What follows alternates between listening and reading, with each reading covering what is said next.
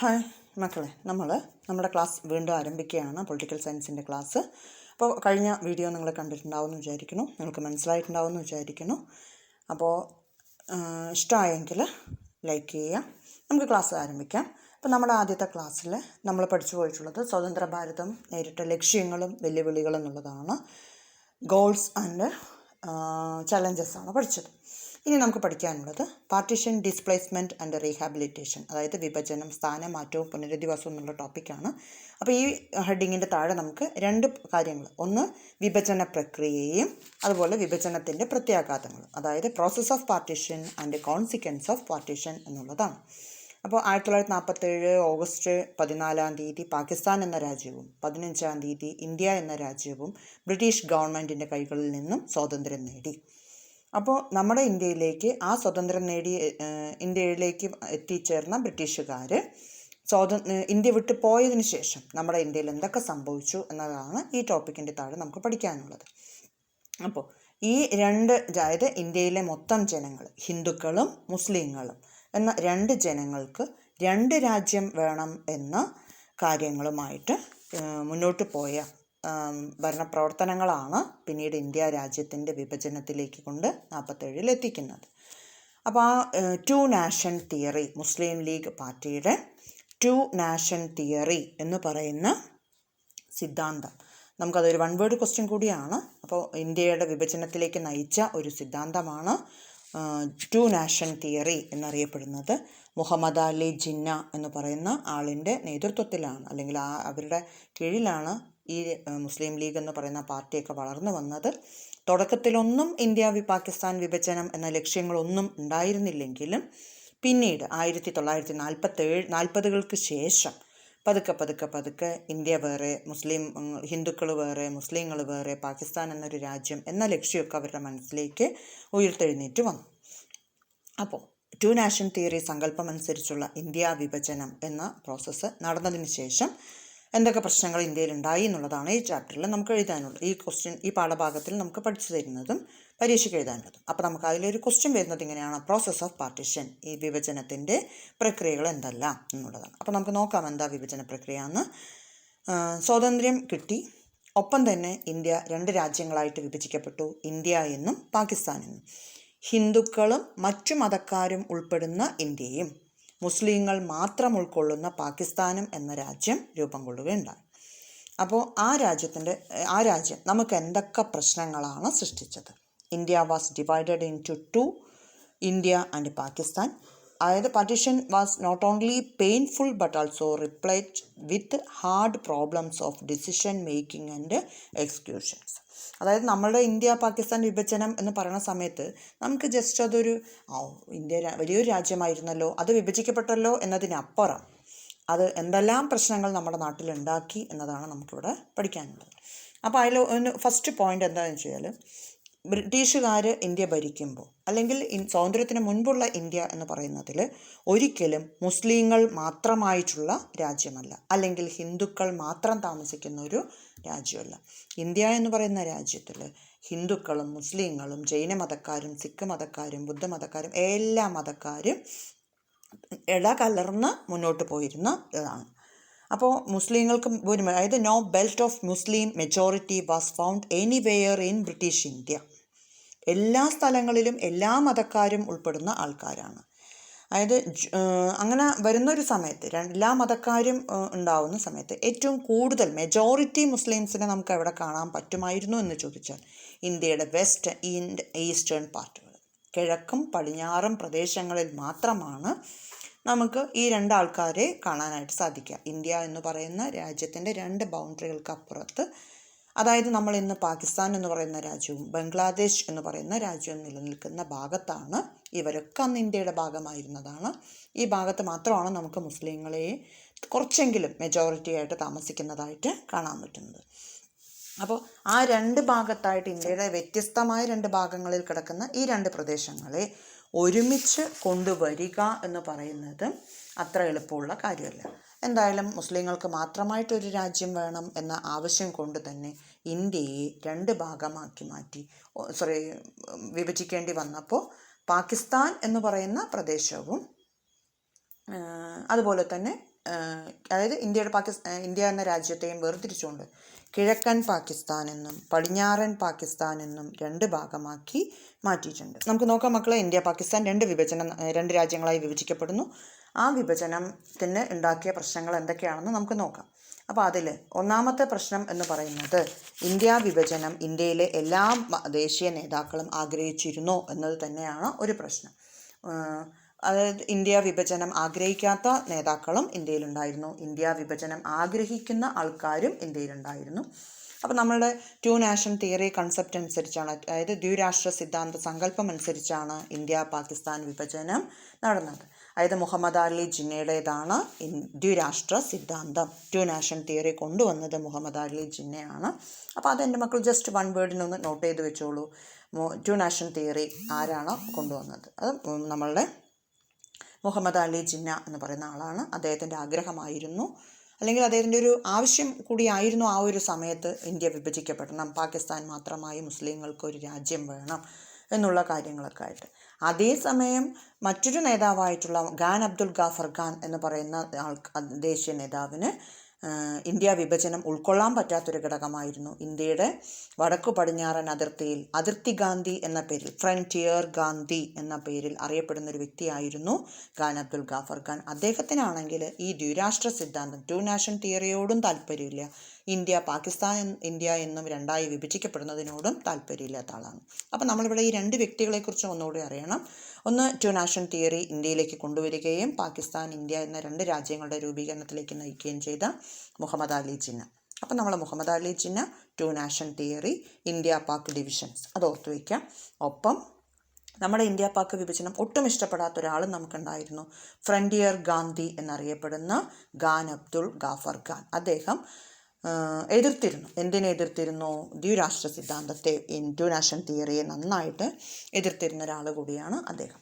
അപ്പോൾ എന്താണ് 2 നാഷൻ തിയറിയുടെ ഭാഗമായിട്ടുണ്ടായിരുന്ന പ്രശ്നങ്ങൾ നമുക്ക് നോക്കിയാൽ, ഇപ്പോൾ എല്ലാ സ്ഥലത്തും ബ്രിട്ടീഷ് ഇന്ത്യയിൽ മുസ്ലിങ്ങൾക്ക് ഭൂരിപക്ഷമുള്ള പഞ്ചാബ് ഇന്ത്യയുടെ പടിഞ്ഞാറ് ഭാഗത്തും ബംഗാൾ ഇന്ത്യയുടെ കിഴക്ക് ഭാഗത്തും, ഈ 2 സ്ഥലങ്ങളിൽ മുസ്ലിങ്ങൾ മാത്രമല്ല അല്ലാത്ത സമുദായങ്ങളും ഉണ്ടായിരുന്നു എന്നുള്ളത് ഒരു കാര്യം. ഇനി അതേപോലെ തന്നെയുള്ള മറ്റൊരു കാര്യം, ഇന്ത്യയിലെ എല്ലാ സ്ഥലത്തും മുസ്ലിങ്ങൾക്ക് ഭൂരിപക്ഷം ഉണ്ടായിരുന്നില്ല എന്നുള്ളത്. പിന്നൊരു കാര്യം, ഇന്ത്യയിലെ എല്ലാ ദേശീയ നേതാക്കളുടെയും അഭിപ്രായം ഇന്ത്യ വിഭജിക്കാൻ താല്പര്യമില്ല എന്നുള്ളതൊക്കെയാണ്. അപ്പോൾ എന്തായാലും നിർദ്ദേശങ്ങളൊക്കെ അംഗീകരിച്ചിട്ടും എതിർത്തിട്ടും അഭിപ്രായങ്ങൾ പലതുണ്ടായെങ്കിലും ഇന്ത്യ പാകിസ്ഥാൻ വിഭജനം ഉണ്ടായി. ഇന്ത്യയുടെ 2 ഭാഗത്തായി കിഴക്കൻ പാകിസ്ഥാൻ എന്നും പടിഞ്ഞാറൻ പാകിസ്ഥാൻ എന്നും 2 രാജ്യങ്ങൾ വന്നു. അതുപോലെ തന്നെ അടുത്ത ഒരു കാര്യം എന്ന് പറയുന്നത്, ഇന്ത്യ വിഭജനത്തിലെ 4ാമത്തെ ഒരു പ്രശ്നം എന്ന് പറയുന്നത് ന്യൂനപക്ഷക്കാരുണ്ട് എന്നുള്ളതാണ്. അതായത് സിഖ് മതക്കാർ, ജൈന മതക്കാർ, ബുദ്ധമതക്കാർ, അങ്ങനെ കുറേ പേര് ഇതിനകത്ത് ഇരിക്കുന്നുണ്ട്. അപ്പോൾ ഇവരൊക്കെ എന്ത് ചെയ്യും? രാജ്യം വിഭജിക്കപ്പെട്ട് കഴിയുമ്പോൾ ഇന്ത്യയിൽ ഹിന്ദുക്കൾക്ക് താമസിക്കാം, മുസ്ലിങ്ങൾക്ക് താമസിക്കാം, ജൈന മതക്കാർക്കും എല്ലാവർക്കും താമസിക്കാം. പക്ഷേ പാകിസ്ഥാനായി നമ്മൾ കൊടുത്ത പഞ്ചാബിലെയും ബംഗാളിലെയും കുറേ ആൾക്കാർക്ക് അവിടെയും ഹിന്ദുക്കളുണ്ട്, മുസ്ലിങ്ങളുണ്ട്, സിഖുകാരുണ്ട്, എല്ലാ മതക്കാരുടെയും ആൾക്കാർ പെടുന്നുണ്ട്. അപ്പോൾ അവരൊക്കെ തീർച്ചയായും ആ പാകിസ്ഥാന് കൊടുത്ത സ്ഥലത്തു നിന്നും ഇന്ത്യയിലേക്ക് അവർ താമസം മാറ്റേണ്ടതായിട്ട് വരുന്നുണ്ട്. അപ്പോൾ അതിർത്തിയുടെ 2 ഭാഗങ്ങളിലുമുള്ള ന്യൂനപക്ഷക്കാരായ ആൾക്കാർക്ക് സ്വന്തം വീടുകൾ ഉപേക്ഷിച്ചുകൊണ്ട് മറ്റൊരു ഭാഗത്തേക്ക്, പ്രത്യേകിച്ച് നമ്മുടെ ഇന്ത്യയിലേക്ക്, പാകിസ്ഥാനിലുള്ള എല്ലാ മറ്റു മതക്കാരും, മുസ്ലിങ്ങളല്ലാത്ത എല്ലാ മതക്കാരും അവിടെ നിന്ന് മാറേണ്ടതായിട്ട് വന്നു. അപ്പോൾ പ്രോസസ് ഓഫ് പാർട്ടീഷൻ എന്ന് പറയുന്ന ഈ പ്രോസസ്സിൽ മുസ്ലിം മെജോറിറ്റി, അതായത് no belt of Muslim majority was found anywhere in British India. So there were 2 areas concentration, Punjab and Bengal, west and eastern part of India. അതുപോലെ തന്നെ not all Muslim majority areas wanted to be in Pakistan. അതായത് എല്ലാ മുസ്ലിങ്ങൾക്കും എന്തിനോട് താല്പര്യമില്ല? India വിട്ട് പുറത്തു പോകുന്നതിനോട്, അല്ലെങ്കിൽ പാകിസ്ഥാൻ വിട്ട് ഇന്ത്യയിലേക്ക് വരിക, അതിനോടും അവർക്ക് താല്പര്യമില്ല. അതായത് ഹിന്ദുക്കളായിട്ടുള്ള ആൾക്കാർക്ക് അവിടെ നിന്ന് വന്നേ പറ്റൂ എന്നുള്ളതാണ്. പാകിസ്ഥാനിലെ ഒരു ഹിന്ദുവിനെയും ഇരുത്തില്ല എന്നുള്ളത്. ഇന്ത്യയിലാണെങ്കിൽ കുറേ മുസ്ലിങ്ങൾക്ക് പാകിസ്ഥാനിലോട്ട് പോകണമെന്നില്ല, ഞങ്ങൾ ഇവിടെ തന്നെ ഇരിക്കുന്നു എന്നുള്ള നിലപാടാണ് അവർ സ്വീകരിക്കുന്നത്. അപ്പോൾ പഞ്ചാബ്, ബംഗാൾ എന്ന് പറയുന്ന ഈ പ്രദേശങ്ങൾ 2 ഭാഗത്തായതൊരു വലിയ പ്രശ്നമായിട്ട് മാറുന്നു. Next one, the worst part of partition came from the question of minorities on both sides. Lakhs of Hindus and Sikhs found themselves trapped in Pakistan. അതായത് ലക്ഷക്കണക്കിന് വരുന്ന ഹിന്ദുക്കളും സിഖുകാരും ഒക്കെ പാകിസ്ഥാനിലുണ്ട്. ഇന്ത്യയിലേക്ക് വരുമ്പോൾ അവർ ഭയക്കുകയാണ് നമ്മളെങ്ങനെ ഈ പ്രശ്നങ്ങൾ നമ്മളെങ്ങനെ സ്വന്തം രാജ്യം വിട്ട് അടുത്ത രാജ്യത്തിലേക്ക് പോകും, നമുക്ക് അവിടെ താമസ സ്ഥലം എങ്ങനെ ഉറപ്പാക്കും എന്നത് അവരുടെ ഏറ്റവും വലിയൊരു പ്രശ്നമായിട്ട് മാറുന്നുണ്ട്. ഇനി നമുക്ക് അടുത്തറിയേണ്ടത് കോൺസിക്വൻസ് ഓഫ് ദി പാർട്ടിഷൻ എന്ന് പറയുന്ന പ്രശ്നമാണ്. അപ്പോൾ ലക്ഷക്കണക്കിന് വരുന്ന ഈ ആൾക്കാർ അങ്ങോട്ടും ഇങ്ങോട്ടും പോകുമ്പോൾ അത്ര എളുപ്പമായിരിക്കുമോ ഈ കൈമാറ്റം ചെയ്യൽ എന്നുള്ളതാണ്. അപ്പോൾ എങ്ങനെയാണ് അവർ ആ പ്രോസസ്സ് നടപ്പിലാക്കിയത് നമുക്ക് നോക്കാം. ഇതിൻ്റെ ഫലം എന്തായിരുന്നു എന്ന് നമുക്ക് നോക്കാം. അതായത് നമ്മുടെ ഇന്ത്യയിൽ 1947 ഓഗസ്റ്റ് 15 ഇന്ത്യക്ക് സ്വാതന്ത്ര്യം കിട്ടിയപ്പോൾ അതിർത്തിയുടെ ഇരുഭാഗങ്ങളിലും ഒരുപാട് സംഭവ വികാസങ്ങൾ ഉണ്ടായിട്ടുണ്ട്. ആ സംഭവ വികാസങ്ങൾ ഏതാണെന്ന് ചോദിച്ചാൽ അതിൽ പ്രധാനപ്പെട്ടത് ധാരാളം കൂട്ടക്കൊലകളും അക്രമങ്ങളും ഉണ്ടായിരുന്നു. അതായത് മതത്തിൻ്റെ പേരിൽ ഇരു സമുദായക്കാരും ഹിന്ദുക്കൾ മുസ്ലിങ്ങളെയും മുസ്ലിങ്ങൾ ഹിന്ദുക്കളെയും ദയയില്ലാതെ വധിക്കുകയും മാരകമായി മുറിവേൽപ്പിക്കുകയും ചെയ്തിരുന്നത് കാണാൻ പറ്റും. The Lahore and Calcutta and Amritsar became communal zones. The Muslims would keep away from areas where Hindus or Sikhs lived. The Hindus and the Sikhs avoided like plague area inhabited by Muslims. അതായത് മതത്തിൻ്റെ പേരിൽ സമുദായത്തിലെ ജനങ്ങളെ ഒരു ദയയില്ലാതെ കൊല്ലുന്നത് ഈ ലാഹോർ, അമൃതസർ, കൊൽക്കത്ത ഏരിയകളിൽ നമുക്ക് കാണാനായിട്ട് സാധിച്ചിരുന്നു. ഇപ്പോൾ ഹിന്ദുക്കളും സിഖുകാരും ഒക്കെ താമസിക്കുന്ന സ്ഥലങ്ങളിലേക്ക് മുസ്ലിങ്ങൾ താമസിക്കുന്ന പ്രദേശങ്ങളിലേക്ക് ഹിന്ദുക്കളും സിഖുകാരും പോകാൻ തന്നെ പേടിച്ചിരുന്നു. വീടുകൾ ഉപേക്ഷിച്ച് അവർ പല സ്ഥലത്തേക്കും പോകുന്ന പോക്കിൽ ഇപ്പോൾ പാകിസ്ഥാനിലുള്ള ഹിന്ദുക്കളും സിഖുകാരും അവിടെ നിന്ന് ഇന്ത്യയിലേക്ക് വന്നേ പറ്റൂ.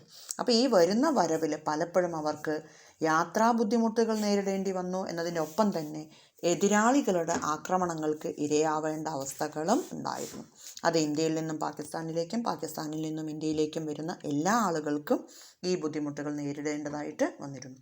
അപ്പോൾ കഴിയുന്നതും വളരെ വേഗം നമ്മൾ അതിർത്തി കടന്ന് അപ്പുറത്തേക്ക് പോവുക എന്നുള്ളതാണ് അവരുടെ യാത്ര. ഈ യാത്രക്കിടയിൽ പല സ്ത്രീകളും the journey across was far from peaceful. Often they were attacked, robbed and the woman raped. അതായത് ഈ യാത്രാവേളകളിൽ അഭയാർത്ഥികളായി ഒരു പ്രദേശത്ത് നിന്നും മറ്റൊരു പ്രദേശത്തിലേക്ക് പോകുന്ന യാത്രക്കാർക്ക്, അത് സ്ത്രീകളാകാം കുട്ടികളാവാം വലിയവരാം, അവരൊക്കെ നിരന്തരമായ ആക്രമണങ്ങൾക്കും കൊലപാതകങ്ങൾക്കും ഇരയായിട്ട് മാറുന്ന അവസ്ഥയുണ്ട്. അതിൽ സ്ത്രീകൾ പലരും കൊല്ലപ്പെടുകയോ അല്ലെങ്കിൽ മാനഭംഗത്തിന് ഇരയാവുകയോ ചെയ്യുന്നൊരവസ്ഥ ഉണ്ടായിരുന്നു എന്നുള്ളതാണ്. അപ്പോൾ ഒരുപാട് കേസുകൾ ഈ സമയത്ത് നമുക്ക് റിപ്പോർട്ട് ചെയ്യപ്പെട്ടിട്ടുണ്ട്. അതായത് ഒരുപാട് സ്ത്രീകൾ കൊല്ലപ്പെടുന്നു. അപ്പോൾ ചിലപ്പോൾ കൺമുന്നിൽ വെച്ച് സ്വന്തം സഹോദരിമാർ അല്ലെങ്കിൽ ഭാര്യമാർ അല്ലെങ്കിൽ മക്കൾ റേപ്പ് ചെയ്യപ്പെടുന്ന കാഴ്ച കാണാൻ പറ്റാതെ, മറ്റുള്ളവരാൽ നശിപ്പിക്കപ്പെടുന്ന കാഴ്ചകൾ കാണാൻ വയ്യാതെ കുടുംബാംഗങ്ങൾ തന്നെ ശത്രുക്കളുടെ പിടിയിൽ നിന്നും അവരെ രക്ഷപ്പെടുത്താൻ വേണ്ടി കൊല ചെയ്യുന്ന ഒരു അവസ്ഥ നമുക്ക് ഈ ഒരു കാലയളവിൽ കാണാനായിട്ട് സാധിക്കും. അതായത് കുടുംബത്തിൻ്റെ മാനം കേൾക്കാൻ വേണ്ടി കുടുംബാംഗങ്ങൾ തന്നെ ആ സ്ത്രീകളെ കൊല്ലുന്ന രംഗം വരെ നമുക്ക് ആ സാക്ഷിയാവേണ്ട ഒരു അവസ്ഥ ഉണ്ടായിരുന്നു. എന്തായാലും ലക്ഷക്കണക്കിന് സ്ത്രീകൾ വീടുകൾ നഷ്ടപ്പെട്ടുകൊണ്ട്, താമസ സ്ഥലങ്ങൾ നഷ്ടപ്പെട്ടുകൊണ്ട്, ചില അഭയാർത്ഥികൾ ഓടി എഴുക്കുന്ന വേളയിൽ കുട്ടികളെ നഷ്ടമായിരുന്നു, അല്ലെങ്കിൽ കുട്ടികൾക്ക് രക്ഷകർത്താക്കളെ നഷ്ടമാകുന്നൊരവസ്ഥകളൊക്കെ ഉണ്ടായിരുന്നു. വർഷങ്ങളോളം, അതായത് മാസങ്ങളോളം നീണ്ടുപോയി, ചിലത് വർഷങ്ങളോളം നീണ്ടുപോയിരുന്ന അഭയാർത്ഥി ക്യാമ്പുകളിലെ ജീവിതം പലരുടെയും മാനസികാവസ്ഥകൾ വരെ തകരാറിലാക്കുന്ന ഒരു കാഴ്ച നമുക്ക് കാണാനായിട്ട് ഈ ഒരു കാലയളവിൽ സാധിച്ചിരുന്നു. Those who got across the border after facing untold atrocities realised that on the new land they had no houses of their own. ഇരിക്കുന്ന സ്ഥലം ഉപേക്ഷിച്ചുകൊണ്ട് അടുത്ത സ്ഥലത്തേക്ക് പോകുമ്പോൾ യാതൊരു ഉറപ്പും ഇല്ലാതെയാണ് അവർ പോകുന്നത്. ഈ പോകുന്ന സ്ഥലത്ത് വീടുണ്ടാവുമോ, സ്ഥലം ഉണ്ടാവുമോ, അതൊന്നിനെക്കുറിച്ചൊന്നും അവർക്ക് വലിയ അറിവുകളൊന്നും തന്നെ ഇല്ലാതെയുള്ള ഈ ഓട്ടം അത് അവരെ ഒരുപാട് വേദനപ്പെടുത്തുകയും ചെയ്തു. അതുപോലെ തന്നെ രാജ്യം വിഭജിക്കുന്നു എന്ന് നടക്കുമ്പോൾ രാജ്യത്തിലെ സ്വത്തുക്കളുടെയോ ബാധ്യതകളുടെയോ ആസ്തികളുടെയോ രാജ്യത്തിൻ്റെ രാഷ്ട്രീയ ഭരണ ഉപകരണങ്ങളുടെ വിഭജനം മാത്രമല്ലല്ലോ, അതായത് എല്ലാ തരത്തിലും സാമ്പത്തിക ആസ്തികളായിട്ടുള്ള അതായത് മേശകൾ, കസേരകൾ, ടൈപ്പ്റൈറ്ററുകൾ, പേപ്പർ ക്ലിപ്പുകൾ, പുസ്തകങ്ങൾ, പോലീസ് ബാൻഡിൻ്റെ ഉപകരണങ്ങൾ, ഇതെല്ലാം ഭാഗികമായിട്ട് വിഭജിക്കപ്പെട്ടു. അതായത് വെറുതെ the partition did not mean just a division of the country and the administration. ഭരണം മാത്രമല്ല, assets and liabilities or again the railway and roads etcetera. ഇതിൻ്റെയൊക്കെ വിഭജനങ്ങൾ അവിടെ നടന്നുകൊണ്ടിരിക്കുകയാണ്. ഈ വിഭജന പ്രോസസ്സുകളെല്ലാം നടന്ന് ഏകദേശം ഈ പ്രക്രിയകളൊക്കെ പൂർത്തിയായി, വിഭജനങ്ങളൊക്കെ എല്ലാം കഴിഞ്ഞ് നമ്മൾ നോക്കുമ്പോഴാണ് നമുക്കറിയുന്നത് ഏകദേശം 80 ലക്ഷം ജനങ്ങൾ അതിർത്തിക്കപ്പുറത്തേക്ക് കുടിയേറി പാർക്കേണ്ട ഒരവസ്ഥയിലേക്ക് പോയിരുന്നു.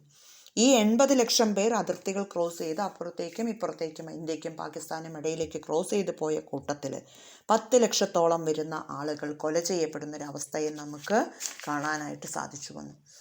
പക്ഷേ അതൊക്കെ കഴിഞ്ഞ് വർഷങ്ങൾ കഴിഞ്ഞ് ഇന്നും അഭയാർത്ഥി ക്യാമ്പിൽ ജീവിക്കേണ്ടി വന്നിരുന്ന ആൾക്കാരുടെ മാനസികാവസ്ഥയെക്കുറിച്ച് നമുക്ക് മനസ്സിലാക്കാൻ സാധിക്കുന്നത് പലരും സ്വന്തം വീട് ഉപേക്ഷിക്കപ്പെടുന്നതോടുകൂടി അല്ലെങ്കിൽ യാത്രാവേളകളിൽ ഉണ്ടായിട്ടുള്ള അക്രമാസക്തമായ സംഭവ വികാസങ്ങൾ കഴിയുന്നതോടുകൂടി അഭയാർത്ഥി ക്യാമ്പിലേക്ക് എത്തിപ്പെടുക കൂടി ചെയ്യുന്ന സാഹചര്യത്തിൽ മാനസികമായ ഒരുപാട് അസുഖങ്ങളെ നേരിടേണ്ടി വന്നിരുന്നു എന്നതാണ് മനസ്സിലാക്കാൻ സാധിക്കുന്നത്. അപ്പോൾ 1950-51 കാലയളവ് കൂടി കഴിഞ്ഞു ഈ നടപടിക്രമങ്ങളൊക്കെ ഒന്ന് പൂർത്തിയായി രാജ്യം ഒന്ന് സ്ഥിരതയിലേക്ക് എത്താനായിട്ട്. ആ രാജ്യം ആ സ്ഥിരതയിലേക്ക് എത്തിക്കഴിഞ്ഞിട്ട് ഇപ്പം നമ്മൾ നോക്കുമ്പോഴും നമ്മുടെ ഇന്ത്യയിൽ 12% വരുന്ന ജനങ്ങൾ census showed that India had 12% of the total population was Muslims. ഇപ്പോഴും മൊത്തം ജനതയുടെ 12%, നമ്മുടെ ആദ്യ സെൻസസ് കഴിഞ്ഞപ്പോൾ നമുക്ക് മനസ്സിലായ സത്യമാണ്, ഇപ്പോഴും മുസ്ലിങ്ങൾ അവിടെയുണ്ട്. ആ 12% മുസ്ലിങ്ങൾ ഇപ്പോഴും ഫോളോ ചെയ്ത് വരുന്നവരാണ്. ഇന്ത്യയിൽ തന്നെ ഞങ്ങൾ താമസിക്കുള്ളൂ, ഇന്ത്യ വിട്ട് ഞങ്ങൾ പോകില്ല എന്ന് പറഞ്ഞ് നിൽക്കുന്നവരായിരുന്നു അവർ. അപ്പോൾ എന്തായാലും രാഷ്ട്രീയ താല്പര്യത്തിൻ്റെ പേരിലായാലും മതപരമായ താല്പര്യത്തിൻ്റെ പേരിലായാലും കോളനി വാഴ്ചക്കാലത്ത് അതായത് ജസ്റ്റ് അന്ന് ഇന്ത്യ വിഭജിച്ച് ഭരിക്കുക എന്ന ബ്രിട്ടീഷ് താല്പര്യത്തിൻ്റെ ഭാഗമായി രൂപം കൊണ്ട മുസ്ലിം ലീഗ് എന്ന് പറയുന്ന രാഷ്ട്രീയ പാർട്ടിയുടെ വളർച്ച പിൽക്കാലത്ത് ഇന്ത്യയുടെ വിഭജനത്തിലേക്ക് കൊണ്ടെത്തിക്കുകയാണ് ചെയ്തത്. എന്തായാലും ഇന്ത്യ ഒരു തീരുമാനം എടുത്തു, നമുക്ക് മതേതര രാജ്യമാണ് വേണ്ടത് എന്ന തീരുമാനങ്ങൾ എടുത്തുകൊണ്ട് മുന്നോട്ട് പോവുകയും ചെയ്തു. ഇന്ത്യ മതേതരത്വം എന്ന ആശയത്തിന് ഒരുപാട് പ്രാധാന്യം കൊടുക്കുകയും ചെയ്തു. പക്ഷേ ഈ വിഭജനം അതുണ്ടാക്കിയ മുറിവുകൾ ചെറുതൊന്നുമല്ല. ആ കാലത്ത് വിഭജനാനന്തര ഭാരതത്തിൽ അങ്ങോട്ടും ഇങ്ങോട്ടും പലായനം ചെയ്യപ്പെട്ട സ്ത്രീകളും പുരുഷന്മാരും വൃദ്ധരും കുട്ടികളും എല്ലാവരും അടങ്ങുന്ന ജനത അവരനുഭവിച്ച ദുരിതങ്ങൾ അതെല്ലാം തന്നെ സ്വതന്ത്ര ഭാരതത്തിൻ്റെ ഏറ്റവും സങ്കടകരമായ നിമിഷങ്ങളിലൂടെയാണ് ആ ജനത കടന്നുപോയത്. അതായത് ഒരു ഭാഗത്ത് സന്തോഷം കൊണ്ട് സ്വാതന്ത്ര്യത്തിൻ്റെ ദിനങ്ങൾ ആഘോഷിക്കുമ്പോഴും മറുവശത്ത് ഇന്ത്യയിലെ കുറേ ജനങ്ങൾ നമ്മൾ കേട്ട 80 ലക്ഷം ജീവിച്ചിരിക്കുന്നവരും 10 ലക്ഷം മരിച്ചവരുമായ ആ ജനങ്ങളെല്ലാം തന്നെ സ്വാതന്ത്ര്യം കിട്ടിയതിൻ്റെ ആഘോഷങ്ങൾ അനുഭവിക്കാൻ യോഗമില്ലാതെ സങ്കടപ്പെട്ടു പോയ ജനങ്ങളാണ് എന്നുള്ളതാണ്. ബാക്കി നമുക്ക് അടുത്ത വീഡിയോ നമ്മൾക്ക് പഠിക്കാനുള്ളത് എന്താണെന്ന് വെച്ചാൽ മഹാത്മാഗാന്ധി എന്ന് പറയുന്ന ഇന്ത്യയുടെ ഏറ്റവും മുന്നണി പോരാളികളിൽ ഒരാളായ വ്യക്തിയെക്കുറിച്ചാണ്. നമ്മുടെ രാഷ്ട്രപിതാവായ ആ മഹാത്മാഗാന്ധിയെക്കുറിച്ച് നമുക്ക് അടുത്ത വീഡിയോ ക്ലാസ്സുകളിൽ നമുക്ക് തുടർന്നും കാണാൻ പറ്റും. അപ്പോൾ നിങ്ങൾ ഈ ക്ലാസ് ഒന്നുകൂടി ഓർത്തു വയ്ക്കുക മക്കളെ. നമുക്ക് ഈ ക്ലാസ്സിൽ പഠിക്കാനുള്ള 2 ക്വസ്റ്റ്യൻസ്, ഒന്ന് പ്രോസസ് ഓഫ് പാർട്ടീഷൻ എന്നുള്ളത്, മറ്റൊന്ന് രണ്ടാമത്തേത് കോൺസിക്വൻസ് ഓഫ് പാർട്ടീഷൻ എന്നുള്ളതാണ്. മറക്കരുത് മക്കൾ, പരീക്ഷയ്ക്ക് ഷുവർ ക്വസ്റ്റ്യനാണ്, essay ക്വസ്റ്റ്യനാണ്. അത് 4 മാർക്കിന് ചോദിക്കുമ്പോൾ കോൺസിക്വൻസ് ഓഫ് പാർട്ടീഷൻ എന്നാണ് ക്വസ്റ്റ്യൻ വരുന്നതെങ്കിൽ ആ കോൺസിക്വൻസ് ഓഫ് പാർട്ടീഷൻ എന്നുള്ളത് മാത്രം നിങ്ങൾ ഓർത്തു വയ്ക്കുക. അതേസമയം നമുക്ക് പ്രോസസ് ഓഫ് പാർട്ടീഷനാണ് ചോദിക്കണമെങ്കിൽ അത് മാത്രം ഓർക്കുക. അല്ല രണ്ടും കൂടിയാണ് പരീക്ഷയ്ക്ക് ചോദിക്കണമെങ്കിൽ ഈ 2 ഹെഡിങ്ങിൻ്റെ താഴെയുള്ള ആൻസറുകളും വൃത്തിയായി എഴുതിയാൽ മാത്രമേ നിങ്ങൾക്ക് അത് പഠിച്ച് നിറയെ മാർക്ക് കവർ ചെയ്യാൻ പറ്റുള്ളൂ. അപ്പോൾ പറഞ്ഞ ക്ലാസ്സുകൾ വീണ്ടും കേട്ട് കൂടുതൽ കാര്യങ്ങൾ ഓർത്ത് വെച്ച് പരീക്ഷ നന്നായിട്ട് അറ്റൻഡ് ചെയ്യാൻ ശ്രമിക്കുക, പഠിച്ച് മനസ്സിലാക്കാൻ ശ്രമിക്കുക. ഓക്കെ, അടുത്ത വീഡിയോയിൽ കാണാം നമുക്ക്.